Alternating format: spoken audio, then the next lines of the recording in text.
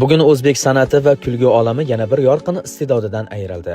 Ko'plab muxlislar qalbidan joy olgan samimiyligi va betakror hazillari bilan tanilgan Dizayn Show jamoasi a'zosi Dilshodbek Musabekov bu foniy dunyoni tark etdi. Marhum sahnadagi quvonch, kulgi va iliq tabassumlari orqali minglab insonlarning ko'ngliga nur ulashgan edi.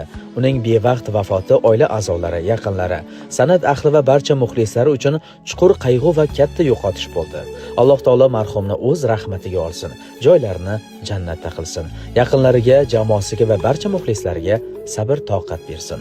Xotirasi qalblarda mangu qoladi. Do'stlaring qalbida mangu o'chmas xotirasan, aslo tark etmagansan bizni.